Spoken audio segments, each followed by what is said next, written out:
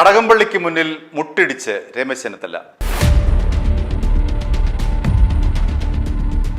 മുൻ ദേവസ്വം മന്ത്രിയും CPM നേതാവുമായ കടകംപള്ളി സുരേന്ദ്രൻ ഇന്ന് ആഭ്യന്തരമന്ത്രി രമേശ് ചെന്നിത്തലയുടെ തിരുവനന്തപുരത്തെ വഴുതക്കാട്ടെ വീട്ടിൽ എത്തി. രാവിലെ 7:30-ക്കാണ് അദ്ദേഹം എത്തിയത്. വന്നത് സ്കൂട്ടറിലാണ്. സ്കൂട്ടറിൽ വന്നപ്പോൾ അദ്ദേഹം ഹെൽമെറ്റ് ധരിച്ചിരുന്നില്ല. അദ്ദേഹത്തിന്റെ സഹായി പിന്നിലുണ്ടായിരുന്ന സഹായിയും ഹെൽമെറ്റ് ധരിച്ചിരുന്നില്ല. ഇനി എന്തിനു വേണ്ടിയിട്ടാണ് ഇവർ സന്ദർശനം നടത്തിയത് എന്നതിനെ സംബന്ധിച്ച് നമുക്ക് അന്വേഷിച്ചതിന് ശേഷം മടങ്ങി വരാം. അതായത് ശബരിമല സ്വർണ്ണക്കൊള്ളയുമായി ബന്ധപ്പെട്ട് SIT സ്പെഷ്യൽ ഇൻവെസ്റ്റിഗേഷൻ ടീമിന്റെ അന്തിമ റിപ്പോർട്ട് കോടതിയിൽ ഉടൻ സമർപ്പിക്കും.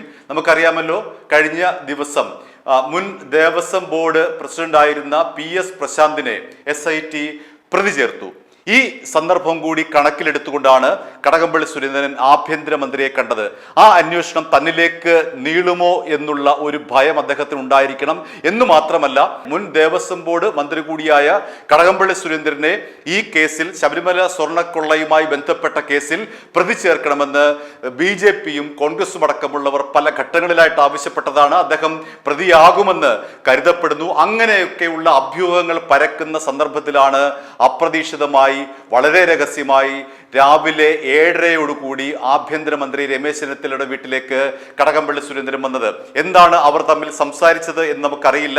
പക്ഷേ ഒരു പശ്ചാത്തലം ഇതായിരുന്നു. അതായത് ശബരിമല സ്വർണ്ണക്കൊള്ള കേസുമായി ബന്ധപ്പെട്ട് SIT ഉടൻ തന്നെ കുറ്റപത്രം, അന്തിമ റിപ്പോർട്ട് സമർപ്പിക്കാനിരിക്കെയാണ് മുൻ ദേവസ്വം മന്ത്രിയായിട്ടുള്ള കടകംപള്ളി സുരേന്ദ്രന്റെ ഈ ഒരു സന്ദർശനം. ഇനി അതവിടെ നിൽക്കട്ടെ. എന്താണ് കടകംപള്ളി സുരേന്ദ്രൻ ഇവിടെ ചെയ്തിട്ടുള്ള ഗുരുതരമായിട്ടുള്ള നിയമലംഘനം? അദ്ദേഹം വന്നത് ഹെൽമെറ്റ് ധരിക്കാതെയാണ്. കേന്ദ്ര മോട്ടോർ വാഹന നിയമപ്രകാരം വണ്ടി ഓടിക്കുന്നയാളും വണ്ടിക്ക് പിന്നിലിരിക്കുന്നയാളും ഹെൽമെറ്റ് ധരിക്കണമെന്ന് നിർബന്ധമാണ്. ഹെൽമെറ്റ് ധരിച്ചില്ലെങ്കിൽ 500 രൂപ പിഴയിടും. മാത്രമല്ല 3 മാസത്തേക്ക് ലൈസൻസ് റദ്ദാക്കും. ഇനിയുണ്ട് ശിക്ഷ. വാഹന വകുപ്പ് നടത്തുന്ന ഒരു ദിവസത്തെ പരിശീലന പരിപാടിയിൽ നിർബന്ധമായും പങ്കെടുക്കണം.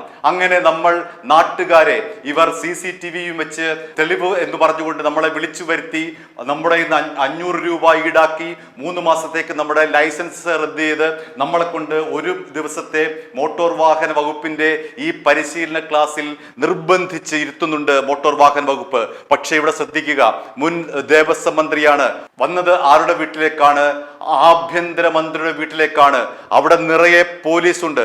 ആ പോലീസിന്റെ നടുവിലൂടെയാണ് ഹെൽമെറ്റ് വെക്കാതെ ഇതാ കടകംപള്ളി സുരേന്ദ്രൻ അങ്ങനെ ഞെളിഞ്ഞു വരുന്നത്. ആഭ്യന്തരമന്ത്രി എന്തുകൊണ്ടാണ് കടകംപള്ളി സുരേന്ദ്രനെതിരെ നടപടിയെടുക്കാൻ മടിക്കുന്നത്? അദ്ദേഹത്തിന് എന്തുകൊണ്ടാണ് മുട്ടടിക്കുന്നത്? നമ്മൾ സാധാരണക്കാരായിട്ടുള്ള ആളുകൾക്ക് മാത്രമാണ് ഇവിടെ നിയമം ബാധകം. കടകംപള്ളി സുരേന്ദ്രന് നിയമം ബാധകമല്ല. ഒന്ന് ആലോചിച്ച് നോക്കുക. ആഭ്യന്തരമന്ത്രി താമസിക്കുന്ന വീടിന് മുന്നിൽ കൂടി ഹെൽമെറ്റ് വെക്കാതെ ഒന്ന് പോയി നോക്കൂ. അപ്പോൾ അറിയാം എന്താണ് ഒരു സാധാരണക്കാരന് സംഭവിക്കുന്നതെന്ന്. അവനെ പിടിച്ച് 500 രൂപ പിഴയിടും. 3 മാസത്തേക്ക് അവന്റെ ലൈസൻസ് റദ്ദാക്കും. ഒരു ദിവസം നിർബന്ധപൂർവം അവൻ ഇവിടെ ക്ലാസ്സിൽ പോയി പങ്കെടുക്കണം.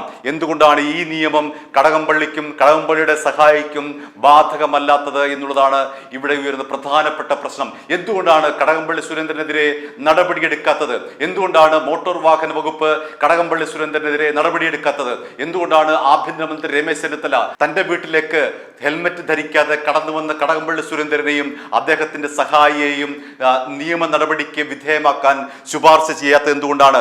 ഒരു കണക്കൂടി പറയാം. ജനുവരി മാസത്തിൽ ഒരാഴ്ച കൊണ്ട് 2,55,77,600 കോടി രൂപയാണ് ഒറ്റയാഴ്ച കൊണ്ട് മോട്ടോർ വാഹന വകുപ്പ് ഈ പറയുന്ന സാധാരണക്കാരായ നമ്മളുടെ നിന്ന് പിഴ ഈടാക്കിയത്. അതിലെ 1,19,414 കേസുകൾ ഹെൽമെറ്റ് വെക്കാത്തതിന്റെ പേരിലാണ്. ഒന്ന് ആലോചിച്ച് നോക്കുക. അങ്ങനെ ഈ 2026 ജനുവരിയിൽ ഒറ്റയാഴ്ചത്തെ കണക്കാണ് ഈ പറയുന്നത്. ഇന്നിപ്പോൾ ജൂലൈ 1 എത്ര കോടി രൂപയാണ് ഇങ്ങനെ ഹെൽമെറ്റ് വെക്കാത്തവരുടെ നിന്നും സർക്കാർ പിടിച്ചു പറിക്കുന്നത്? സാധാരണക്കാർക്ക് മാത്രമാണ് ഇവിടെ നിയമം ബാധകം. കടകംപള്ളി സുരേന്ദ്രന് നിയമം ബാധകമാകുന്നില്ല. എന്തുകൊണ്ടാണ് നമ്മളെ മാത്രം പിടിക്കുന്നത്? എന്തുകൊണ്ടാണ് കടകംപള്ളി സുരേന്ദ്രനെ പിടിക്കാത്തത്? ആഭ്യന്തരമന്ത്രിയുടെ മൂക്കിന് കീഴിൽ കൂടെയല്ലേ കടകംപള്ളി സുരേന്ദ്രൻ വന്നത്? ആഭ്യന്തരമന്ത്രിയെ കാണാനല്ലേ കടകംപള്ളി സുരേന്ദ്രൻ വന്നത്? അവിടെ ഇരിക്കുന്ന പോലീസുകാർ എന്ത് ചെയ്യുകയായിരുന്നു? കടകംപള്ളി സുരേന്ദ്രനെ അന്നേരം തന്നെ വാഹന വകുപ്പിനെ കൊണ്ട് പിടിപ്പിച്ച് പിഴ ഈടാക്കേണ്ട പോലീസുകാർ എന്ത് ചെയ്യുകയായിരുന്നു? അവിടെ ആഭ്യന്തരമന്ത്രിയാണ്, ഏറ്റവും കൂടുതൽ സുരക്ഷയുള്ള ഒരു മന്ത്രിയാണ് ആഭ്യന്തരമന്ത്രി. അദ്ദേഹത്തിന്റെ വീടിന് മുന്നിൽ എത്ര പോലീസുകാരാണ് കെട്ടിക്കിടക്കുന്നത്. പക്ഷേ കടകംപള്ളി സുരേന്ദ്രൻ അങ്ങനെ ഹെൽമറ്റ് ഇല്ലാതെ സഹായവുമായി ഞെളിഞ്ഞു വന്നപ്പോൾ എന്തുകൊണ്ടാണ് ഇവർ തലകുനിച്ച് നിൽക്കുന്നത്?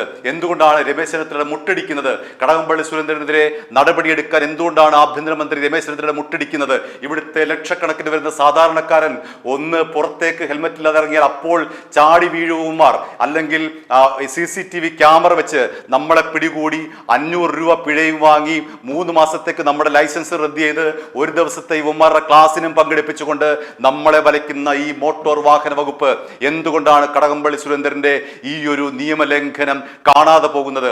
എന്തുകൊണ്ടാണ് കടകംപള്ളി സുരേന്ദ്രന് മുന്നിൽ ഇങ്ങനെ വന്നപ്പോൾ അവിടുത്തെ പോലീസുകാർ മിണ്ടാതിരുന്നത്?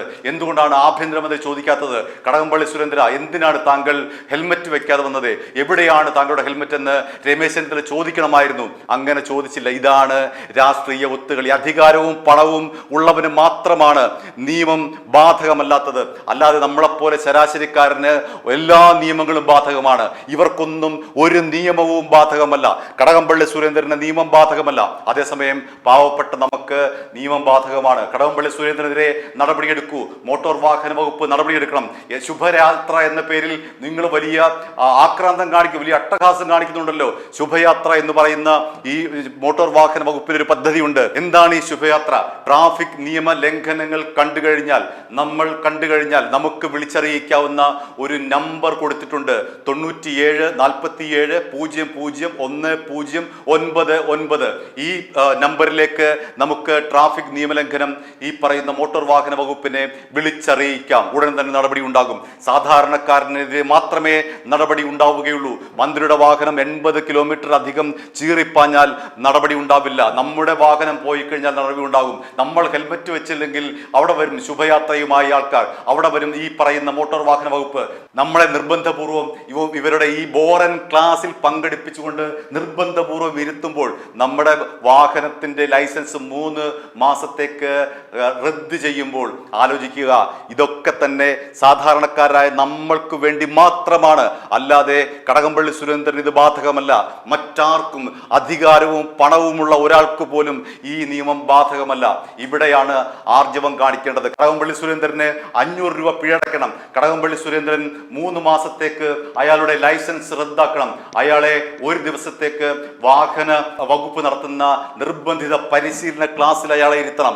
എങ്കിൽ മാത്രമേ ഇവിടെ നീതി കിട്ടുകയുള്ളൂ. എങ്കിൽ മാത്രമേ ഇവിടെ ഇരട്ട നീതി എന്ന് പറയുന്ന ആ ഇരട്ട നീതി സ്വഭാവം ഇല്ലാതാവുകയുള്ളൂ. സാധാരണക്കാരന് നീതി ലഭിക്കണമെങ്കിൽ കടകംപള്ളി സുരേന്ദ്രനെ ഇത്രയും കാര്യങ്ങൾ ചെയ്യണം. നമ്മളോട് ചെയ്യുന്ന ഈ നെറികേട് എന്തുകൊണ്ടാണ് കടകംപള്ളി സുരേന്ദ്രൻ ബാധകമാകാത്തത്?